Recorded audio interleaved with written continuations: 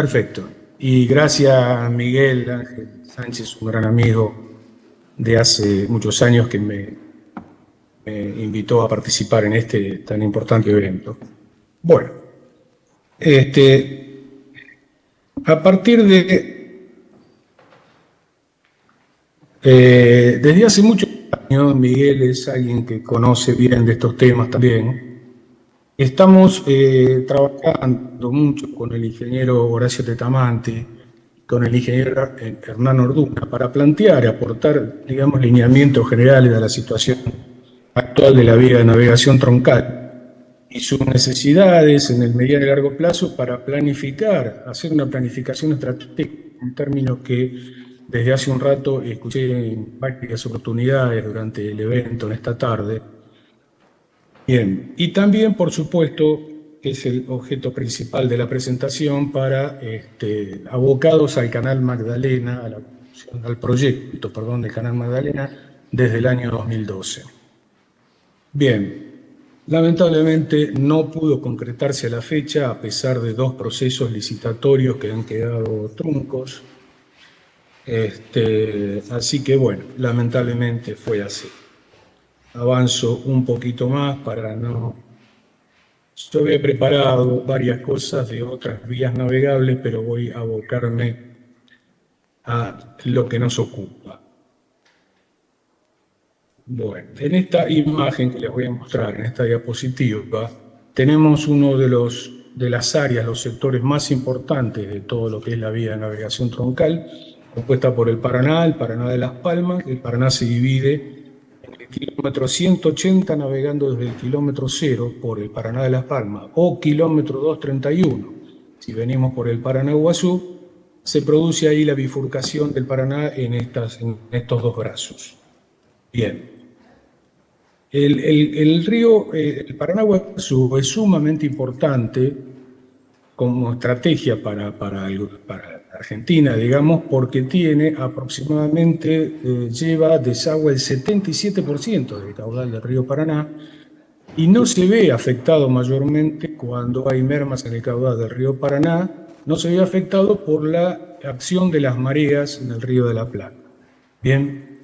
Y fue históricamente troncal antes de que se construyera el canal Mitre, de casi aproximadamente 38 kilómetros de extensión. Avanzamos un poco más.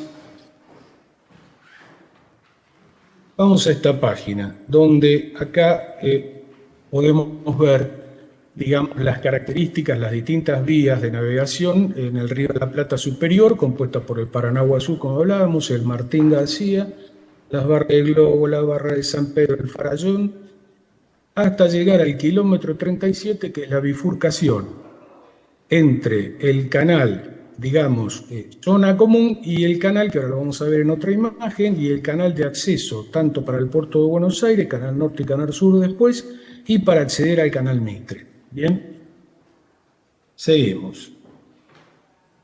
Acá vemos en esta imagen, ¿sí?, lo que veíamos de la bifurcación del kilómetro 37, el canal zona común que comentaba, el canal de acceso. Bueno, luego del canal zona común está el canal Paso Banco Chico y el canal intermedio, que finaliza un poco antes o unos kilómetros antes de llegar al Codillo, donde desde el Codillo se toma en dirección este, concretamente dirección este, la salida por el canal Punta Indio hacia el océano.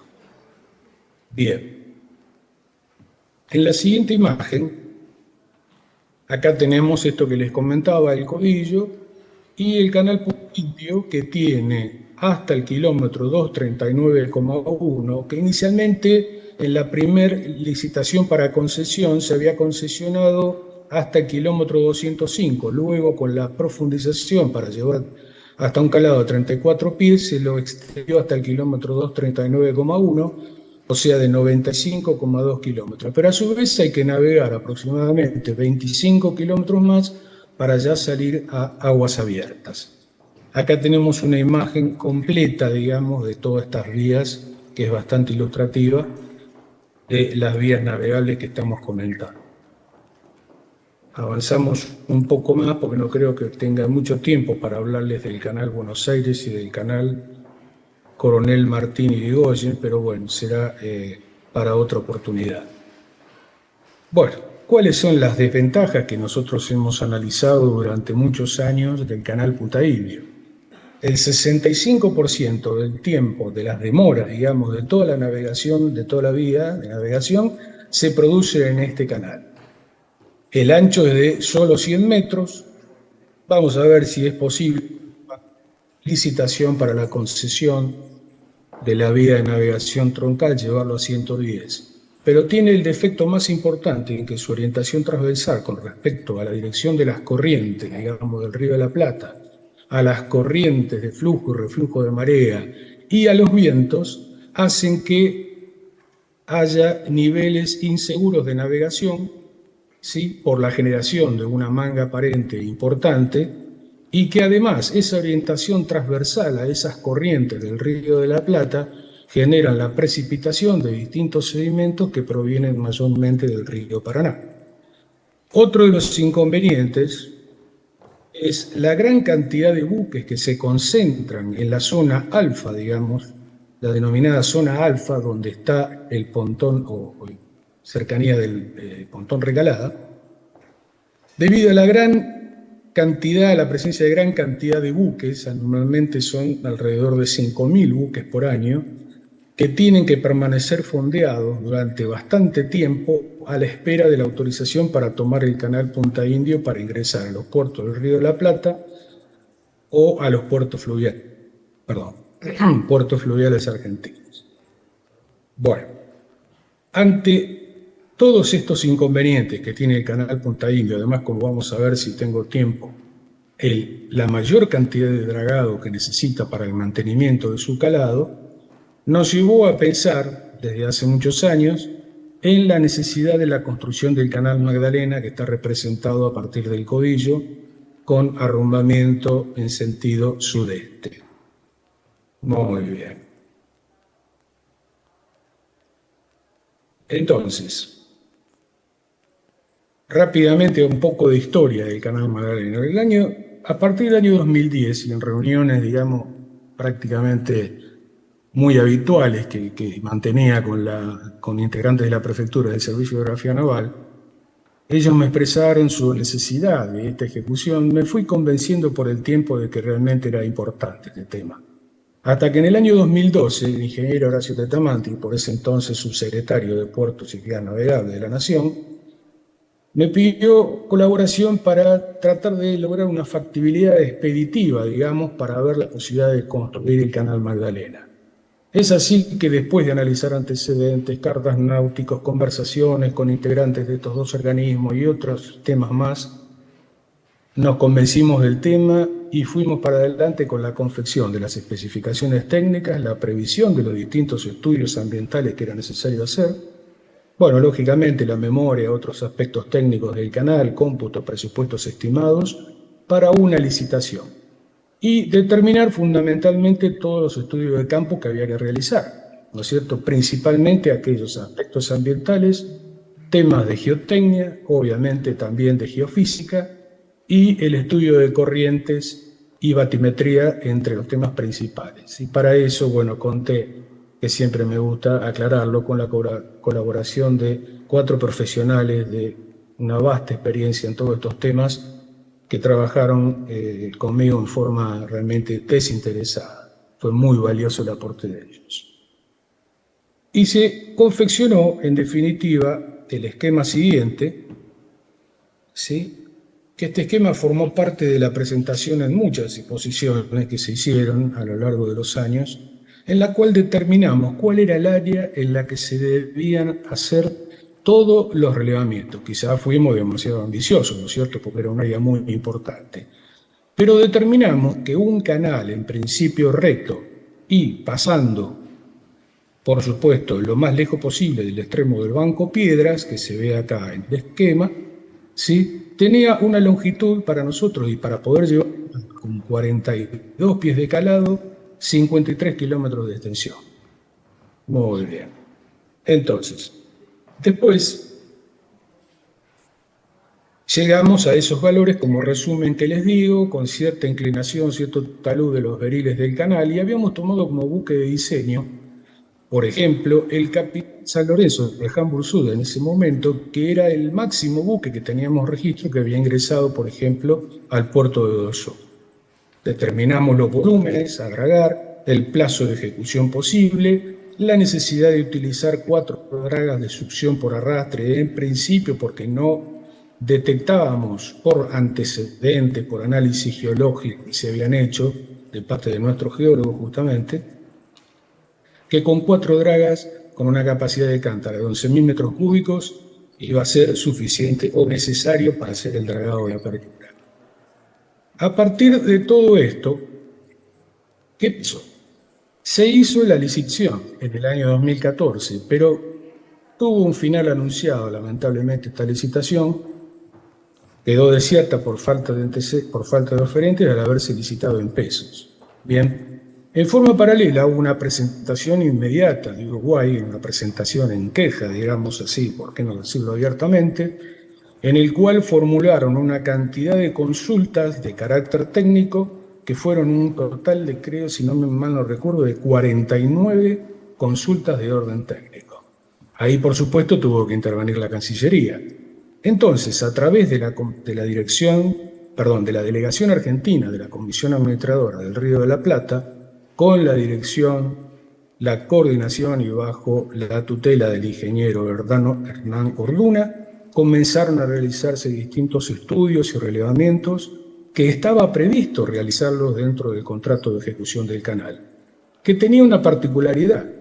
¿Cuál era la particularidad? La particularidad era que después de terminados todos los estudios de campo, los relevamientos, determinado el proyecto y haber hecho las evaluaciones económicas y financieras necesarias para este tipo de proyecto, el Estado Nacional se reservaba la potestad de decir, bueno, ¿lo hacemos ahora o no lo hacemos? Tenía la facultad de decidir si continuaba con la ejecución de la obra, se quedaba con todo el proyecto terminado y decidía continuar más adelante, en un futuro. Como parte de ese proyecto obtenido en base a toda esta información que fue recolectando y que fue ejecutando la delegación argentina de la Comisión Administradora del Río de la Plata, y con la intervención realmente invalorable que ha hecho un trabajo espléndido, realmente un trabajo fabuloso, el Servicio de Hidrografía Naval determinó, entre otras cosas, el arrumbamiento del canal, ¿sí?, hasta llegar a la zona del Hijo Beta en el Río de la Plata, ya bien entrado ya prácticamente en el océano, y determinó como elemento fundamental cuáles iban a ser las zonas de descarga del material producido en la apertura, o sea, en el dragado de apertura, ¿correcto? Bueno, ¿cuáles eran los objetivos de este canal? Que lo siguen siendo, sin duda, es reemplazar al actual canal Punta Indio, que tiene mayor longitud y tiene mayor necesidad de dragado, de mantenimiento por la orientación que le comentaba antes. Permitir el ingreso de buques de mayor porte a los puertos argentinos, principalmente al puerto de La Plata, y digo principalmente, lo vamos a ver en unos minutos nomás. El motivo, reducir los tiempos de navegación para ir a completar carga de granos y subproductos en los puertos de Bahía Blanca y Quequén, de aquellos buques que cargan en el complejo Rosario, de los puertos de Rosario, Gran Rosario, hasta Timbúes, y poder en el menor tiempo posible a completar carga. Y unir, como siempre decíamos, el océano Atlántico con el Río de la Plata, y eliminando esa barrera que constituye el canal Punta Indio, y, por supuesto, reducir los tiempos de navegación entre los puertos marítimos argentinos y principalmente los puertos patagónicos, con el puerto de La Plata, experiencia en la cual he recogido durante más de 25 años de trabajo. Bien. Y acá tenemos un esquema ya con el canal Magdalena incluido, y hay una carta náutica que no la presento en esta exposición, que ya publicó el Servicio de Hidrografía Naval, incluyendo todas las características y todos los datos técnicos del canal Magdalena. Bueno, entonces, tratar de lograr con el Magdalena las salidas y entradas directas al Río de la Plata, ¿sí? Llevar en el menor tiempo posible, como dijimos, el tema de los granos y subproductos, y evitar fundamentalmente la navegación en la zona alfa frente a Montevideo, zona complicada si las hay por la cantidad de buques fondeados, donde más del 90% de los buques que están en esa zona a la espera del canal o se dirigen a puertos argentinos o vienen de puertos argentinos. Y hoy se concentra, como le decía, aproximadamente 5.000 buques por año. Hoy quizá la cifra sea un poco mayor y pueden llegar a tener demoras que van de los 3 a los 16 días, que en definitiva son costos que los termina pagando obviamente el productor y los termina pagando la Argentina, ¿verdad? Bien. Entonces, como producto de ese proyecto, el canal Magdalena resultó que en el proyecto definitivo tendría una longitud para 42 pies de 54,22. Inicialmente habíamos previsto 53 kilómetros, anduvimos ahí, y después 61,4 kilómetros para 47 pies, obviamente una longitud menor, en el caso de hacerlo inicialmente con 36 pies de calado. Bueno, y hay un tema fundamental. Para dar por tierra con muchos comentarios adversos al canal Magdalena, ¿sí? En el año 2014 se le solicitó desde la Subsecretaría de Puerto Vías Navegables a la Escuela Nacional de Náutica que analizara dos derrotas diferentes, viniendo del norte, ¿sí? Y que arrancara, por ejemplo, en Santa Marta, al sur de Brasil, llegara la primera derrota hasta el Pontón Recalada y de Pontón Recalada hasta el Cordillo. Bien. Y la otra derrota es que desde Santa Marta, sur de Brasil, llegara hasta la boya de arranque del canal Magdalena proyectado y por el canal Magdalena proyectado hasta el Codillo. Muy bien. Intervinieron incluso dos cátedras de la Escuela Nacional de Náutica, la Cátedra de Navegación 3 y de Cálculos de Navegación. ¿Y cuáles fueron los resultados? Realmente no voy a decir que nos sorprendieron, porque más o menos estimábamos que era eso, pero esto se demostró numéricamente que en las dos rutas que les comenté, navegando en aguas abiertas a 14 nudos y a 9 nudos, tanto por el canal Punta Indio como por el canal Magdalena, el tiempo de navegación para la ruta 1 era de 1 día, 21 horas y 15 minutos. Siempre, por supuesto, con aguas abiertas y libres y sin tener en cuenta todo el congestionamiento de buques que hay en la zona alfa frente a Montevideo. Y la derrota 2, utilizando el canal Magdalena, se demoraba un día, 21 horas y 8 minutos. Lo mismo, 7 minutos de diferencia, no existe esa diferencia. Entonces, con esto, digamos, hubo a mucha gente que se le dio respuesta a algunas objeciones, que esas objeciones pasaron a ser absurdas directamente. Bien, ¿cuál es la ventaja del Magdalena? El canal de doble vía, los menores volúmenes de dragado de mantenimiento, navegación más segura porque la manga aparente es mínima, ¿sí? Y uno de los objetivos también importantísimos, fundamentales de esto, es permitir y fomentar, incrementando progresivamente el transporte por agua de los puertos fluviales a los puertos marítimos. También escuché a algunos expositores que comentaron de este tema. Quiere decir que somos muchas las personas que estamos mentalizados en la necesidad que Argentina tome las decisiones para poder lograr estos objetivos. De esa manera se generará importante reducción de costos, ¿sí? Frente al hoy exclusivo transporte terrestre que tenemos. Recordemos que la Patagonia se hizo por el agua. Todos los pueblos, o la mayoría de los pueblos de la Patagonia, fueron creciendo, desarrollándose, incrementando su población y todo a través de transportes navales. No digo de volver a transportes navales, pero sí con empresas argentinas que puedan hacer este tráfico de cabotaje nacional. Bien. Bueno. Y como les decía anteriormente, se eliminará esa barrera. Voy a tratar de apurar un poquito. Como parte de todos estos trabajos del proyecto, del canal Magdalena y comparándolo con lo que sería la apertura del canal del Punta Indio para llevarlo solo a 110 metros y con los 36 pies de calado, o sea, 2 pies más de lo que está previsto hacer en la licitación esta que está en curso para la concesión de la vía de navegación troncal, ¿sí? Y se lo comparó también con el mantenimiento y, por supuesto, la apertura del Magdalena va a tener el orden de 29 millones más de metros cúbicos que lo que es la apertura del canal Punta Indio. Pero, anualmente va a necesitar el Magdalena un dragado de mantenimiento de aproximadamente 2.800.000 metros cúbicos y el canal Punta Indio necesita más de 6 millones. Si lo extendemos en el tiempo, por ejemplo, a un mantenimiento de concesión de 15 años, que sabemos que en la concesión o en la licitación que está en marcha está previsto 25 años, tenemos una diferencia para 15 años de 50 millones de metros cúbicos menos que tendríamos que dragar en el caso de tener el Magdalena. ¿Bien?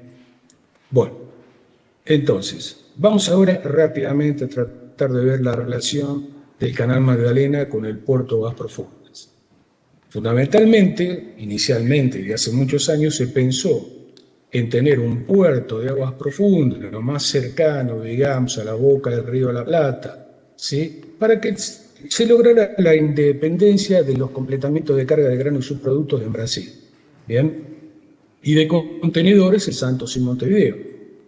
Allá por el año 76-77, se creó el COPUAP, que era el Complejo Portuario de Ultramar en Aguas Profundas.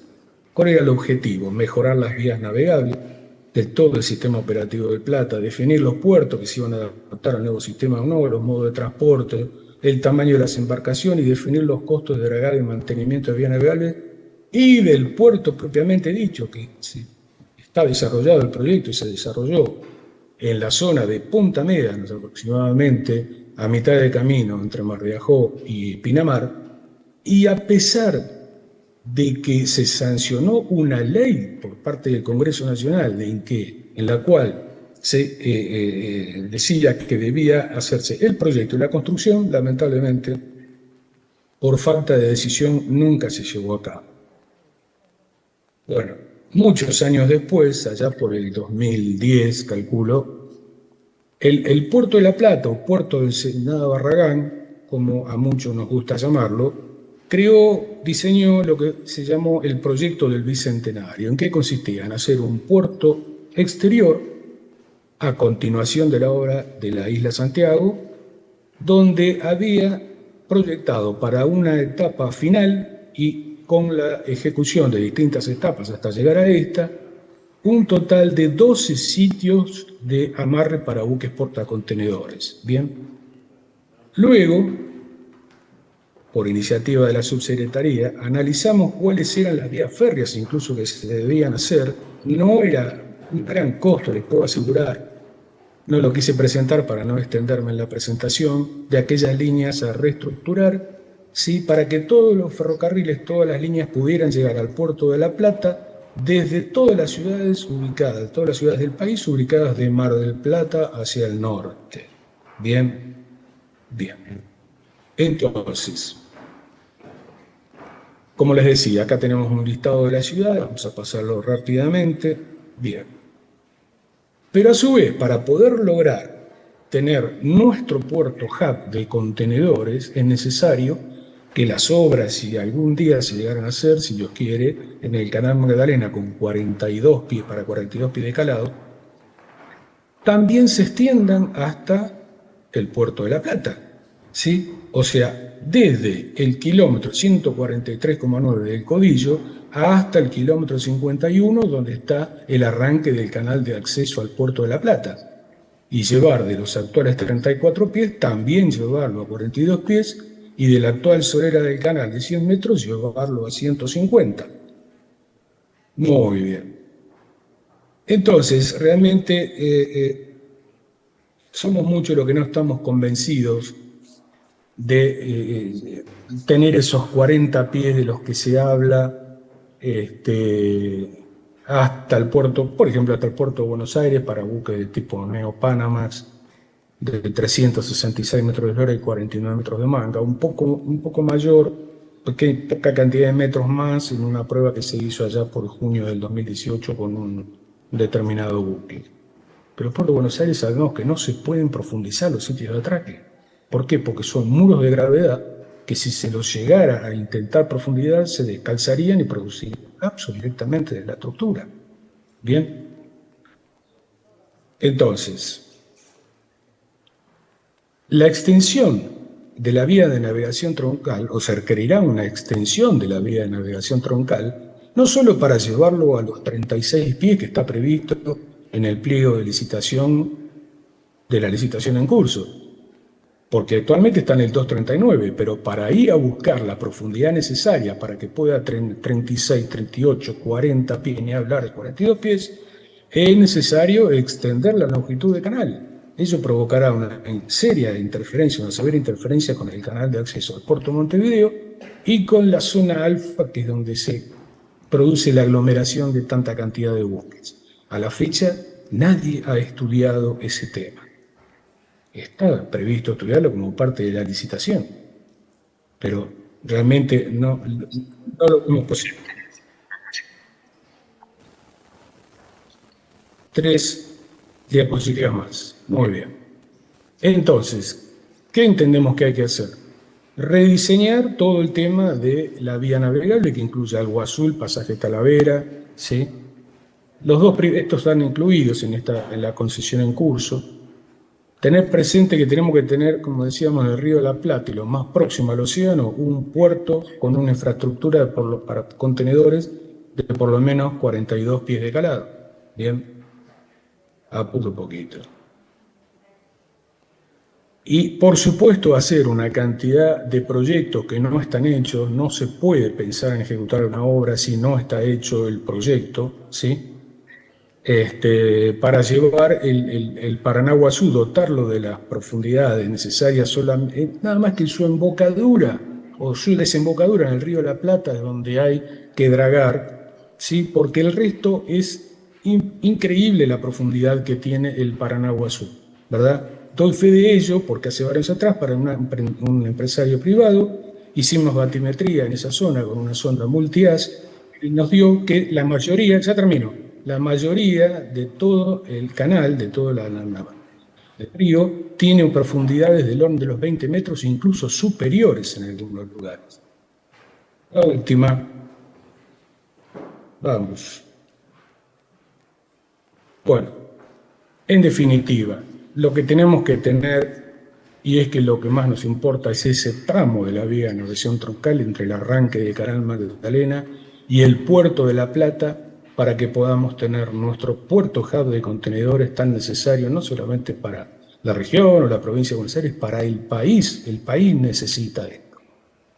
Muchas gracias. Bueno, muchas gracias, Juan José.